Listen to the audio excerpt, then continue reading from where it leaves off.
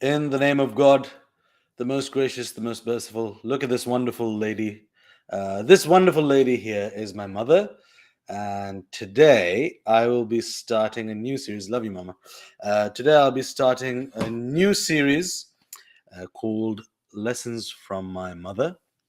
And over the last 35 years, she's taught me everything. And as I've written, she's the center of my universe. In my TED talk, I said the same. She's the center of my universe. I go to her for all my advice and for everything I need to discuss. And I'm grateful that I have this relationship with my parents. And I wanted to start doing this because there's so many things that she's taught me, which in today's world are absolutely necessary, but they're not part of the lexicon, shall we say. Who's writing? She my mama too. Yeah, she is. You know it. Usman Pasha Siddiqui joining us as well. Yeah, she's your mama too, man. So I will be talking about her lessons one by one. And so far, me and my brothers, we've been talking about this and we've gathered around 80, 85. And with time, I was speaking to my mother just yesterday and she said something and I said, oh, I forgot to include that one. I have another one. So they just keep coming. They don't stop until they stop, even after they're gone, which invariably will happen one day. Even after they're gone, they still keep teaching you things. I'm sure Tony Stark can tell you the same. I'm sure many people can tell you the same.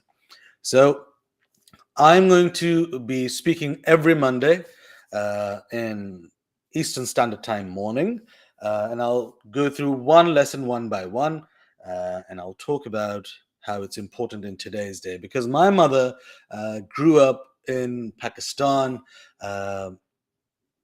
She was born in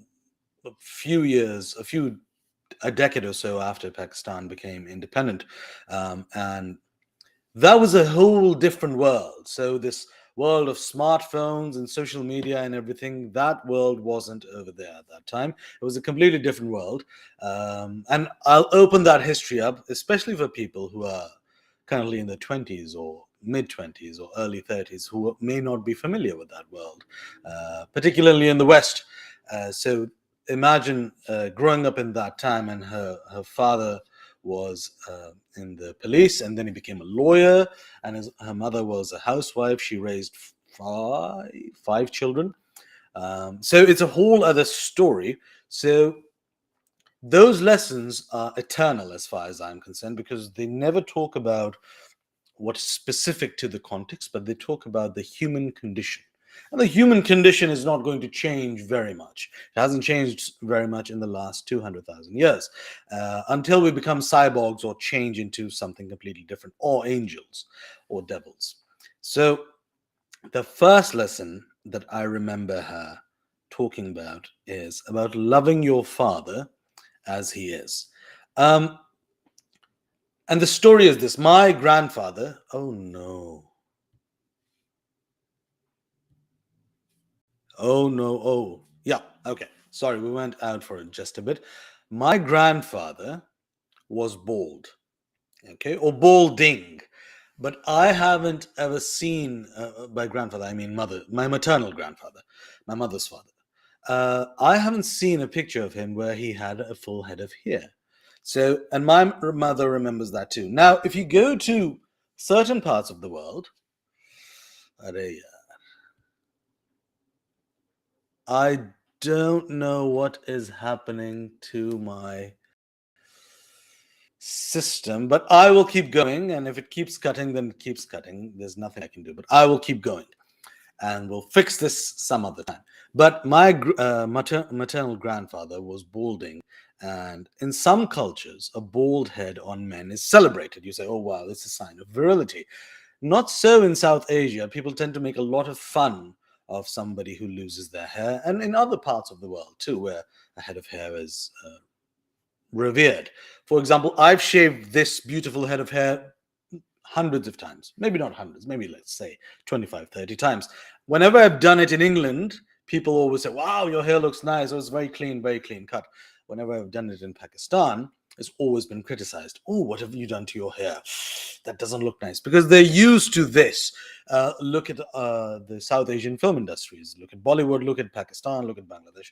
Very few leading men carry a bald head, and if they do, it's satirical or ironic. So, and funny. And in the films and the TV show, it's always making fun of people who are bald.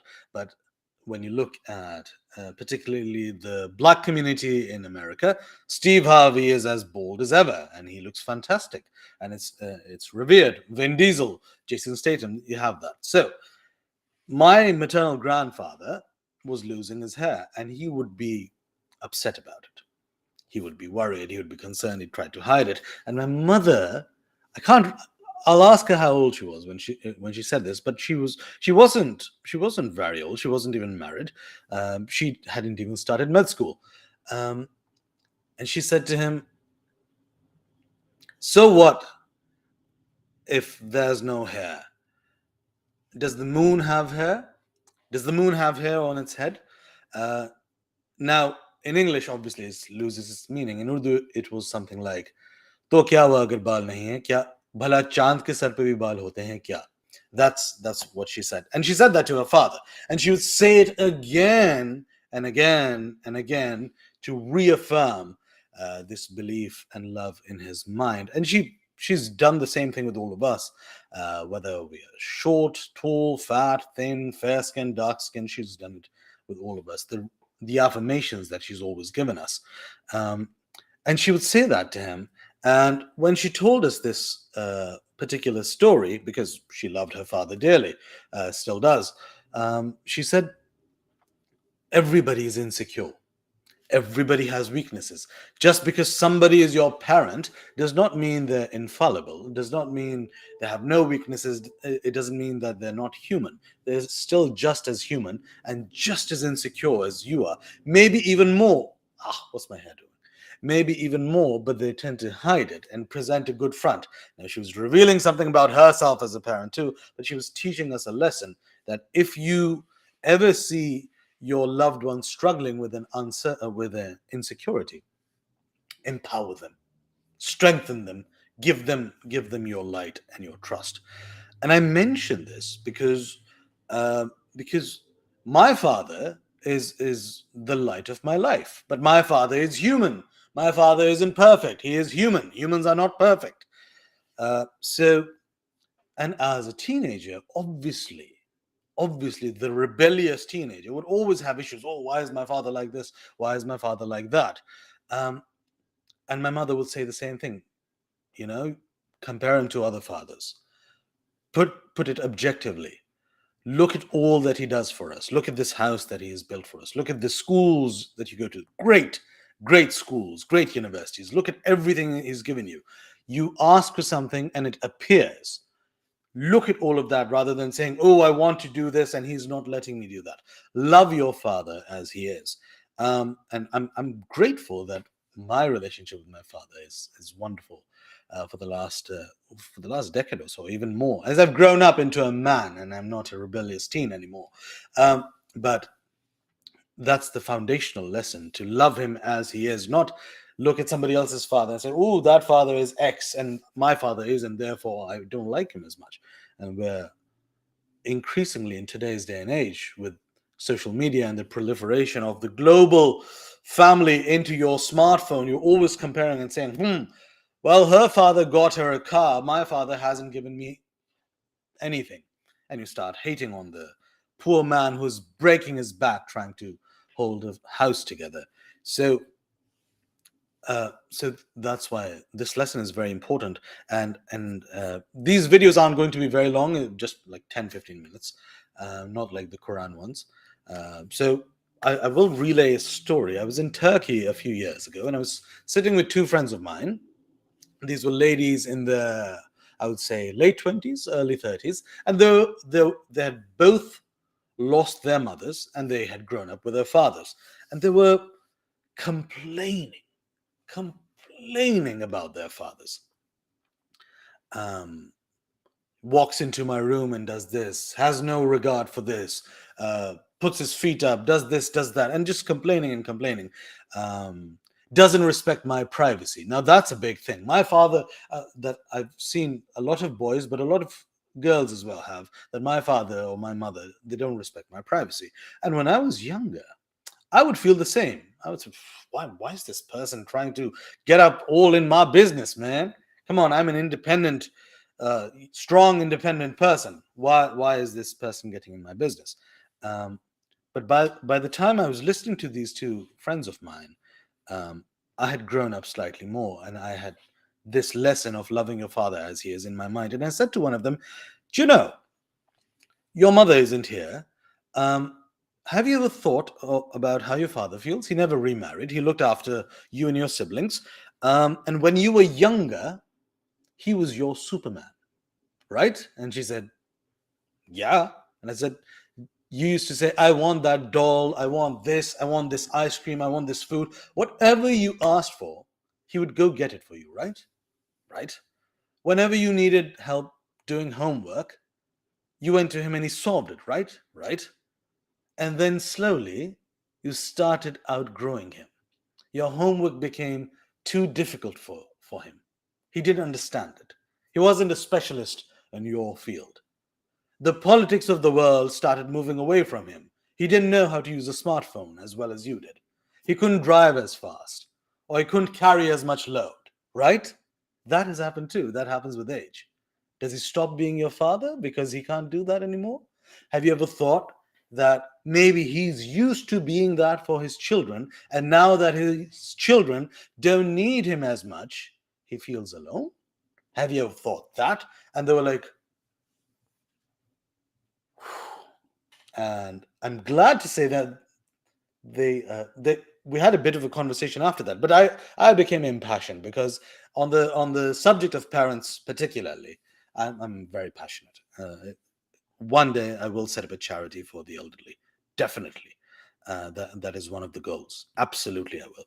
But I said that to them, and I'm glad that I was able to, because we were sitting in a cafe and just enjoying and having tea, but this moment pierced through whatever social defenses they had, and they said, "Yeah, you're right. Actually, I'm no, I still love him." And I said, "Then love him.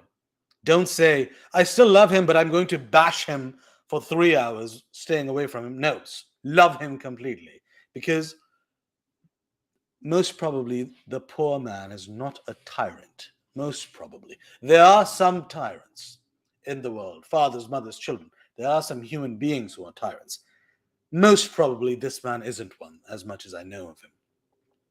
And just because you don't need him doesn't mean that he doesn't feel need to feel needed. He needs that because he used to be Superman to you. He used to be the answer to all your questions, and now you're not asking him any questions anymore. Imagine that.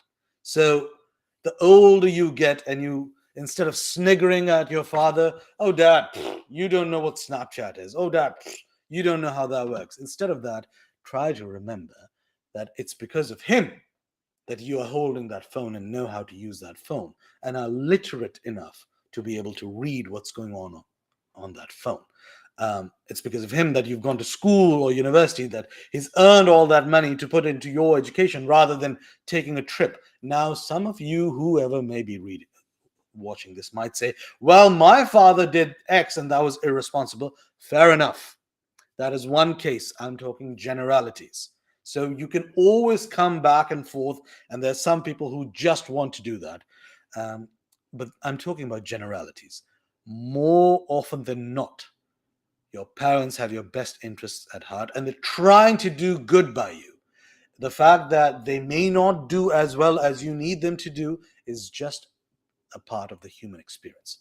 You should look at the effort and the intention. So, whatever form he's in, if he's fat, if he's old, if he's tired, if he can't speak properly, if he needs a blanket every time he sits, if his leg hurts, if his back hurts, if his head hurts, neck hurts, remember, this man has slaved to give you a living, surviving chance in today's world.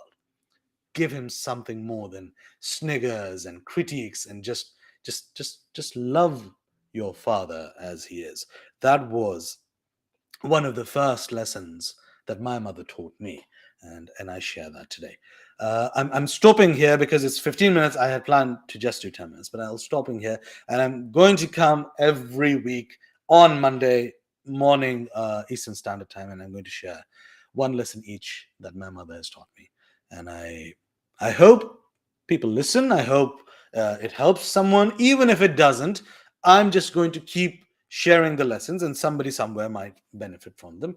And as you know, every Friday is the Quran. So thank you so much, and see you next week.